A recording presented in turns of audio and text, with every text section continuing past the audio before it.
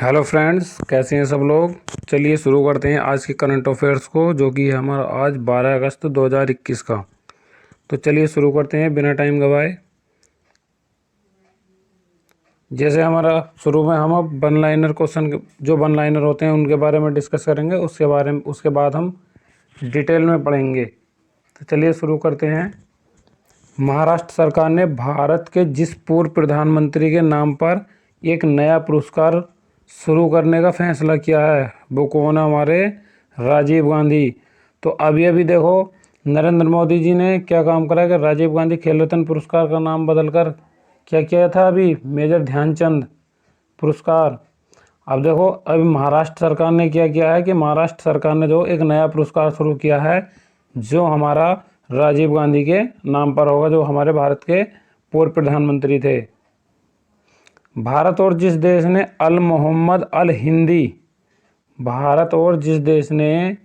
अल हिंदी 2021 नामक पहला नौसैनिक अभ्यास आयोजित किया गया है, वो है हमारा सऊदी अरब। ठीक है, आगे चलते हैं। जिस राज्य के राज्यपाल ब्रिगेडियर बीडी मिश्रा को मिजोरम का अतिरिक्त प्रभार दिया गया है, वो है हमारे अरुणाचल प्रदेश के। हाल ही में भारत और जिस देश ने मौसम पूर्वानुमान में सुधार के लिए मानसून डेटा विश्लेषण और सहयोग पर एक समझौते पर हस्ताक्षर किए हैं। किसने?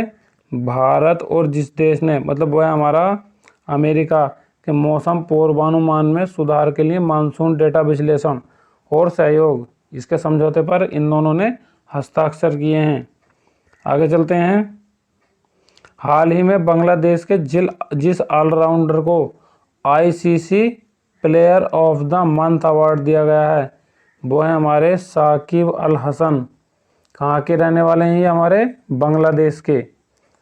ठीक है, आगे चलते हैं। ब्रिटिश कंपनी, देखो ब्रिटिश कंपनी एक हाउस एफ्रेस द्वारा तैयार की गई रिपोर्ट के मुताबिक वर्ष 2020 में दुनिया भर में सबसे प्रदूषित देश जो था, वो हमारा बांग्लादेश था। कब? 2020 में सबसे प्रदूषित। ठीक है, आगे चलते हैं। भारतीय टायर उद्योग की प्रमुख और ट्रक बस रेडियल सेगमेंट के market leader JK tyre and industries limited ने जिसको अपना ब्रांड एम्बेसडर नियुक्त किया है, वह हमारा नारायण कार्तिकेयन। देखो ये क्या, हमारा जेके टायर, जो जेके टायर वगैरह आते हैं हमारे वाहनों के, तो उस कंपनी ने किसको अपना ब्रांड एम्बेसडर बनाया? उन्होंने बनाया हमारा नारायण कार्तिकेयन को। आगे चलते हैं। अंतर्राष्ट्रीय युवा दिवस, इंटरनेशनल यूथ डे जिस दिन मनाया जाता है, वो मनाया जाता है हमारा 12 अगस्त को। ठीक है, अब देखो ये वन लाइनर हो गए, इसके बारे में हम डिटेल से पढ़ेंगे। चलिए शुरू करते हैं। देखो ये वैक्सीन है स्पुतनिक वी, रूस द्वारा बनाई हुई। अब देखो इसके बारे में थोड़ा सा जानेंगे क्या है। रूसी प्रत्यक्ष निवेश कोष आरडीआईएफ ने 11 अगस्त 2021 को यह सूचित किया है कि उसने एक बूस्टर यानी कोविड-19 वैक्सीन शॉट के लिए फाइजर स्पुतनिक लाइट के साथ संयुक्त संयोजन परीक्षण शुरू करने का प्रस्ताव रखा है। आरडीआईएफ ने यह भी कहा है कि स्पुतनिक वी नवंबर 2020 में एस्ट्राजेनेका को कोम्बो परीक्षण की पेशकश करने वाला दुनिया का पहला टीका है। इसमें एस्ट्राजेनेका, मॉडर्न और सिनोफार्म के साथ सह प्रायोजित मिक्स एंड मैच ट्रायल्स शामिल है। ब्यूनस आयर्स के स्वास्थ्य मंत्रालय द्वारा एकत्र किए गए आंकड़ों से यह पता चलता है कि अन्य टीकों के साथ स्पुतनिक लाइट का संयोजन और केवल स्पुतनिक लाइट के 2 इंजेक्शनों के साथ टीकाकरण से संबंधित किसी गंभीर प्रतिकूल घटना के बिना उच्च सुरक्षा प्रोफाइल दिखाता है। स्वास्थ्य मंत्रालय द्वारा एकत्र किए गए आधिकारिक आंकड़ों से यह पता चला है कि स्पुतनिक वी नए खोजे गए वेरिएंट के खिलाफ सुरक्षा प्रदान करता है। रूसी मंत्रालय द्वारा प्रकाशित आंकड़ों के अनुसार स्पुतनिक वी ने रूस में 3.8 मिलियन टीकाकरण वाले व्यक्तियों के आंकड़ों के विश्लेषण के आधार पर 97.6% प्रभावकारिता का प्रदर्शन किया है। इस समूह टीकाकरण के दौरान प्राप्त परिणाम नैदानिक परीक्षणों के दौरान प्राप्त परिणामों यानी 91.6% प्रभावकारिता से बेहतर थे, यानी कि जो नैदानिक परीक्षणों के दौरान प्राप्त परिणामों से बेहतर थे। स्पुतनिक वी ने डेल्टा संस्करण के खिलाफ 83.1% प्रभावकारिता और संक्रमण जोखिम में 6 गुना कमी दिखाई है। यह टीका अस्पताल में भर्ती होने के जोखिम में 18 गुना की कमी के साथ ही अस्पताल में भर्ती होने के खिलाफ 94.4% प्रभावी हो पाया है। देखिए हमारा क्या दिया है, मस्तिष्क का चित्र बना हुआ है। इस तरीके का हमारा मस्तिष्क होता है। अब जानते हैं इसके बारे में। वैज्ञानिकों ने टिश्यूज को कैंसरग्रस्त करने वाले महत्वपूर्ण प्रोटीन की पहचान की। अब देखो कौन सा प्रोटीन है उसके बारे में पढ़ेंगे हम। वैज्ञानिकों ने कैंसर के ट्यूमर में एक ऐसे कैंसर के ट्यूमर में एक ऐसे प्रोटीन की खोज की है जो सामान्य ऊतकों को कैंसरग्रस्त बनाने में महत्वपूर्ण भूमिका निभाता है। अब इस प्रोटीन को लक्षित कर कैंसर का इलाज किया जाना संभव हो सकता है। यह खोज मस्तिष्क, रक्त, त्वचा तथा किडनी जैसे अंगों के कैंसर के लिए, किसके कैंसर के लिए? मस्तिष्क का कैंसर, रक्त, त्वचा तथा किडनी जैसे अंगों के कैंसर के लिए खासतौर पर महत्वपूर्ण हो सकता है, जहां यह कैंसर बहुत तेजी से फैलता है। यह शोध मोलेक्यूलर, देखो कौन है ये? यह शोध मोलेक्यूलर सेल जर्नल में प्रकाशित हुआ है। यह खोज यूनिवर्सिटी ऑफ कैम्ब्रिज, कहाँ पर? यूनिवर्सिटी ऑफ कैम्ब्रिज के वेलकम सेंगर इंस्टीट्यूट तथा हार्वर्ड यूनिवर्सिटी के वैज्ञानिकों ने की है। कहाँ कहाँ के? एक तो यूनिवर्सिटी ऑफ कैम्ब्रिज के वेलकम सेंगर इंस्टीट्यूट तथा हार्वर्ड यूनिवर्सिटी के वैज्ञानिकों ने की है।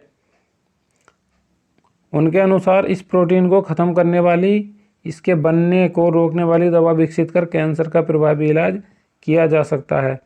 अब इसका प्रयोग किस पर किया गया?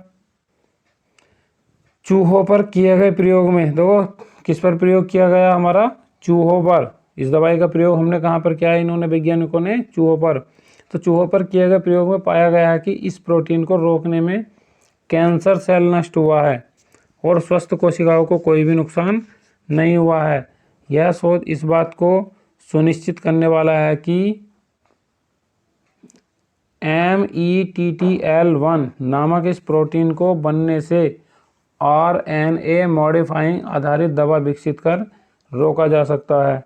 इसे कैंसर का एक नया इलाज मिल सकता है। RNA modifying protein, METTL family में RNA मॉडिफाइंग प्रोटीन कोशिकाओं में वृद्धि में बहुत महत्वपूर्ण भूमिका निभाता है। ये प्रोटीन कुछ खास प्रकार के कैंसर सेल में पाए जाते हैं। इनमें मस्तिष्क, रक्त, देखो कौन कौन से? मस्तिष्क, रक्त, अग्नाशय यानी पेनक्रियाज बोलते हैं अंग्रेजी में, तथा त्वचा के कैंसर भी शामिल हैं।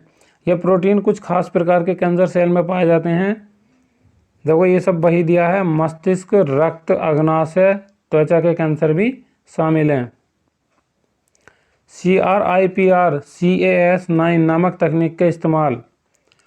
शोधकर्ता डॉक्टर तिजलेपिस ने, कौन थे शोधकर्ता हमारे? ये हमें तिजलेपिस ने यूनिवर्सिटी ऑफ कैम्ब्रिज तथा वेलकम सेंगर इंस्टीट्यूट के अपने सहयोगियों के साथ मिलकर CRISPR Cas नाम, देखो ये आएगा CRISPR Cas9 नामक तकनीक के इस्तेमाल से कैंसर के सेल को कमजोर स्थानों की खोज की। अगले चरण में शोधकर्ताओं ने MTTL1 जीन की पहचान की, जो RNA मॉडिफाइंग MTTL1 प्रोटीन का उत्पादन करता है। देखिए कुछ 15 अगस्त के बारे में दिया गया है, इसको जानेंगे, आगे पढ़ेंगे। स्वतंत्रता दिवस 2021 स्वतंत्रता दिवस समारोह के लिए नेशन फर्स्ट ऑलवेज फर्स्ट होगी थीम। देखो इस बार स्वतंत्रता दिवस की हमारी थीम क्या होगी? Nation first always first. ठीक है, नेशन फर्स्ट ऑलवेज फर्स्ट। ठीक है, ये वाली हमारी 15 अगस्त की थीम होगी इस बार। भारत 15 अगस्त को अपना 75वीं स्वतंत्रता दिवस मनाएगा, 75वां स्वतंत्रता दिवस मनाएगा। देखो तो हमारे देश को आज़ाद हुए हुए कितने साल हो गए, अब आकर हमारे 75 साल हो गए, पूरे हो गए हैं। इस वर्ष स्वतंत्रता दिवस की समारोह की थीम देखो नेशन फर्स्ट ऑलवेज फर्स्ट होगी।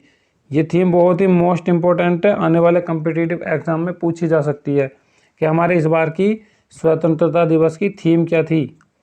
तो ये हमारी थीम है नेशन फर्स्ट ऑलवेज फर्स्ट। प्रधानमंत्री नरेंद्र मोदी 15 अगस्त को राष्ट्रीय ध्वज फहराकर देश को संबोधित करेंगे। मीडिया रिपोर्ट के मुताबिक 2020 टोक्यो खेलों में पदक जीतने वाले सभी ओलंपियनों को इस आयोजन के लिए विशेष आमंत्रण भेजा गया है। पिछले साल 2020 की तरह इस वर्ष भी आयोजन को जनता के लिए प्रतिबंधित किया गया है। देखो इसमें जो जनता नहीं जाएगी, केवल प्रधानमंत्री क्या करेंगे, लाल किले पर झंडा फहराएंगे और बच्चों के द्वारा किसी भी सांस्कृतिक प्रदर्शन का मंचन नहीं किया जाएगा। देखो 15 अगस्त के दिन क्या होता है कि वहाँ पर जनता खूब बहुत सारी जनता जाती है और बच्चे अपने जो कार्यक्रम प्रस्तुत करते हैं वो जो है इस कोरोना के चलते जो ये सब नहीं हो पाएगा, ना ही बच्चे अपने कार्यक्रम पेश कर पाएंगे और ना ही जनता जा पाएगी। केवल प्रधानमंत्री लाल किले पर जाकर और उनके जो भी सहयोगी हैं या मंत्री हैं वो जाकर लाल किले पर झंडा फहराएंगे। ये दिन देश के उन वीरों का गौरव गाथा और बलिदान का प्रतीक है जिन्होंने अंग्रेजों के दमन से देश आज़ाद कराने में अपना सब कुछ न्यौछावर कर दिया था। देखो थोड़ा सा और पढ़ते हैं इसके बारे में। आपको बता दें कि भारत हर साल 15 अगस्त को अपना स्वतंत्रता दिवस मनाता है। स्वतंत्रता दिवस हमें उन सभी बलिदानों की याद दिलाता है जो हमारे स्वतंत्रता सेनानियों द्वारा भारत को ब्रिटिश शासन से मुक्त कराने के लिए किए गए थे। 15 अगस्त 1947 को भारत को ब्रिटिश उपनिवेशवाद से स्वतंत्र घोषित किया गया और यह दुनिया का सबसे बड़ा लोकतंत्र बन गया। तो हमारा जो भारत का लोकतंत्र है वो हमारा दुनिया का सबसे बड़ा लोकतंत्र है। देखो इस साल कैसा रहेगा समारोह।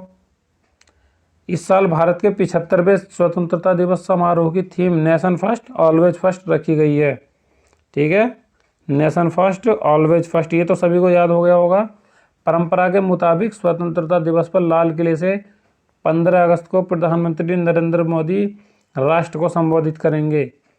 ये लगातार 8वीं बार होगा जब प्रधानमंत्री लाल किले से अपना भाषण देंगे।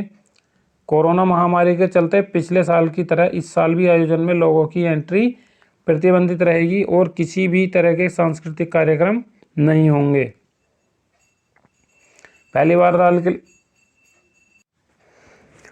भारत को ब्रिटिश राज से आज़ादी लेने में 200 साल से अधिक का समय लग गया। इसी दिन यानी 15 अगस्त 1947 को देश के पहले प्रधानमंत्री जवाहरलाल नेहरू ने पहली बार लाल किले पर तिरंगा फहराया था। इसके बाद स्वतंत्रता दिवस पर हर साल भारत के प्रधानमंत्री दिल्ली के लाल किले पर राष्ट्रीय तिरंगा झंडा फहराते हैं। आगे चलते हैं। ये हमारे देखो कुछ शेरों के बारे में दिया है और शेर सबसे ज़्यादा कहाँ पाए जाते हैं, ये पाए जाते हैं हमारे मध्य प्रदेश में। तो आइए पढ़ते हैं इनके बारे में। गुजरात ने प्रोजेक्ट लॉयन के लिए केंद्र सरकार से मांगी 2000 करोड़ रुपए की मदद। अब देखो क्या मांग रहे हैं। गुजरात सरकार ने अपने राज्य के मौजूदा प्रोजेक्ट लॉयन के लिए केंद्र सरकार की ओर से 2000 करोड़ रुपए की सहायता मांगी है। ये एक वरिष्ठ सरकारी अधिकारी के अनुसार उनका अनुरोध अनुमोदन के लिए सक्रिय रूप से विचाराधीन है। अरे भाई गुजरात के रहने वाले हैं, विचाराधीन तो जरूर रहेगा सक्रिय रूप से। प्रधानमंत्री नरेंद्र मोदी ने 15 अगस्त 2020 को प्रोजेक्ट लॉयन की घोषणा की थी। कब की थी? 15 अगस्त 2020 को प्रोजेक्ट लॉयन की घोषणा की थी। इसे प्रोजेक्ट हाथी, कौन कौन से? प्रोजेक्ट हाथी और प्रोजेक्ट टाइगर के आधार पर तैयार किया जाना है। गुजरात के मुख्यमंत्री विजय रूपाणी, तो देखो एक क्वेश्चन यहीं पे पढ़ते हैं, ये कौन सा है? गुजरात के मुख्यमंत्री कौन है इस समय? विजय रूपाणी ने 10 अगस्त 2021 को विश्व शेर दिवस मनाने के लिए, ठीक है, इस बार क्या मनाया जाएगा, 10 अगस्त 2021 को विश्व शेर दिवस मनाने के लिए राज्य वन विभाग द्वारा आयोजित एक कार्यक्रम में भाग लेते हुए एक वीडियो संबोधन में यह बताया है कि केंद्र सरकार द्वारा 2000 करोड़ रुपए की आवंटन प्रक्रिया पर काम चल रहा है। आगे चलते हैं। ये कौन है, ये हैं देश के भविष्य यानी युवा हैं, युवतियां हैं। तो अब अंतर्राष्ट्रीय युवा दिवस, ठीक है, इसके बारे में पढ़ेंगे। ये हमारा अंतर्राष्ट्रीय युवा दिवस 2021। अब देखो पढ़ते हैं इसके बारे में। अंतर्राष्ट्रीय युवा दिवस यानी इंटरनेशनल यूथ डे 2021 प्रतिवर्ष 12 अगस्त को मनाया जाता है। कब मनाया जाता है हमारा, 12 अगस्त को। इसका उद्देश्य विश्व भर में नौजवानों के सामाजिक, आर्थिक और सियासी मुद्दों पर उनके नज़रिए को सामने लाने और इन्हें बराबर का हिस्सेदार बनाना होता है। आगे चलते हैं। देश और समाज की तरक्की में नौजवानों को जोड़ना, उन्हें अपनी प्रतिभा दिखाने का मौका मुहैया कराना इस विश्व युवा दिवस का उद्देश्य होता है। ठीक है, इसका उद्देश्य कौन कौन सा होता है, कौन सा, तरक्की में नौजवानों को जोड़ना, उन्हें अपनी प्रतिभा दिखाने का मौका मुहैया कराना। ठीक है, ये सभी चीज़ें जो हैं इनका उद्देश्य होते हैं। इस मौके पर विश्व भर में कई तरह के प्रोग्रामों का आयोजन कर उसमें युवाओं को शामिल किया जाता है। अंतर्राष्ट्रीय युवा दिवस मनाने का उद्देश्य युवाओं की भागीदारी, सामाजिक, राजनीतिक और आविष्कार करने वाले युवा को सम्मानित किया जा सके। जहां परिवर्तन अनेकों उपलब्धियां, सुविधाएं और चमत्कार लेकर आ रहा है, वहीं युवा वर्ग के लिए तीव्र गति से भागने की क्षमता को चुनौती भी ला रही है, ताकि युवा वर्ग इतना क्षमतावान हो सके कि वह तेज़ी से हो रहे परिवर्तन को समझ सके और उसे अपना सके, नई खोज, नई तकनीकों की जानकारी प्राप्त कर अपने कार्यशैली परिवर्तित कर सके। अंतर्राष्ट्रीय युवा दिवस के लिए प्रत्येक वर्ष संयुक्त राष्ट्र एक विषय तय करता है। जो देखो कौन करता है इसके लिए विषय तय, संयुक्त राष्ट्र। ठीक है, एक विषय तय करता है जो सभी वैश्विक समुदायों और नागरिकों के लिए प्रासंगिक है। इस वर्ष की थीम देखो, अब थीम के बारे में, इस वर्ष की थीम क्या है, transforming food system, youth innovation for human and planetary health है। देखो पूरा का पूरा ये इतना बड़ी जो है इसकी ये थीम दे रखी है, कौन कौन सी, transforming food system, youth innovation for human and planetary health. संयुक्त राष्ट्र के मुताबिक इस वर्ष की थीम समावेशी समर्थन तंत्र की महत्वपूर्ण आवश्यकता पर प्रकाश डालती है, जो यह सुनिश्चित करती है कि युवा खाद्य प्रणालियों के परिवर्तन में जैव विविधता को एकत्रित करते हुए ग्रह को बहाल करने और जीवन की रक्षा के लिए सामूहिक, व्यक्तिगत रूप से प्रयासों को बढ़ाना जारी रख सके। संयुक्त राष्ट्र महासभा ने 17 दिसंबर 1999 को, देखो कब, 17 दिसंबर 1999 को, ठीक है, 17 दिसंबर 1999 को फैसला किया था कि हर साल 12 अगस्त को अंतर्राष्ट्रीय युवा दिवस के तौर पर मनाया जाएगा। यह फैसला युवाओं के लिए जिम्मेदार मंत्रियों के विश्व सम्मेलन द्वारा साल 1998 में दिए गए सुझाव के बाद लिया गया। पहली बार अंतर्राष्ट्रीय युवा दिवस का आयोजन 2000 में किया गया। कब किया गया, सन 2000 में। इससे पहले संयुक्त राष्ट्र संघ ने 1985 को अंतर्राष्ट्रीय युवा वर्ष घोषित किया था। 1985 को अंतर्राष्ट्रीय युवा वर्ष घोषित किया था। अंतर्राष्ट्रीय युवा दिवस मनाने का मूल उद्देश्य युवाओं की भागीदारी, सामाजिक, राजनीतिक और आविष्कार करने वाले युवा को सम्मानित करना है। देखिए ये कौन है हमारे, पहचान कर बताइए इनको। ये हमारे मध्य प्रदेश के मुख्यमंत्री शिवराज सिंह चौहान, इनके बारे में पढ़ते हैं। ये हमारा भारत का पहला वाटर प्लस शहर बना इंदौर। इंदौर क्या हमारी मध्य प्रदेश की राजधानी। मध्य प्रदेश के मुख्यमंत्री शिवराज सिंह चौहान ने 11 अगस्त 2021 को बताया कि सबसे स्वच्छ शहर, देखो कब बताया, हमारा 11 अगस्त 2021 को यह बताया कि भारत के सबसे बड़े स्वच्छ शहर इंदौर को स्वच्छ सर्वेक्षण 2021 के तहत देश का पहला वाटर प्लस शहर घोषित किया गया है। उन्होंने ट्वीट किया कि सफाई के प्रति अपने समर्पण और दृढ़ इच्छा के लिए इंदौर पूरे देश के सामने एक उदाहरण रहा है। इंदौर को यह उपलब्धि मिलने पर मुख्यमंत्री शिवराज सिंह चौहान, ठीक है, मध्य प्रदेश के मुख्यमंत्री कौन है हमारे, शिवराज सिंह चौहान, और नगरीय विकास एवं आवासीय मंत्री भूपेंद्र सिंह, ठीक है, कहाँ के, मध्य प्रदेश, ने इंदौर नगर निगम के अधिकारियों और कर्मचारियों के साथ ही शहर के नागरिकों को बधाई दी है। इंदौर के प्रभारी मंत्री डॉक्टर नरोत्तम मिश्रा ने भी इस मौके पर शहरवासियों को बधाई दी है। सो फ्रेंड्स, आज के लिए इतना ही। नेक्स्ट हम कल देखेंगे कल के जीके को। तो लास्ट में हमारी एक ही बात रहती है कि हमारे चैनल को सब्सक्राइब करें और हो सके वीडियो को लाइक करें और शेयर करें व्हाट्सएप पर, जो ताकि आपके जितने भी दोस्त हैं वो सब देख सकें। यहाँ कोई पेड क्लास नहीं है, ये सब एकदम बिल्कुल फ्री है। तो इसलिए थैंक यू फ्रेंड, जय हिंद।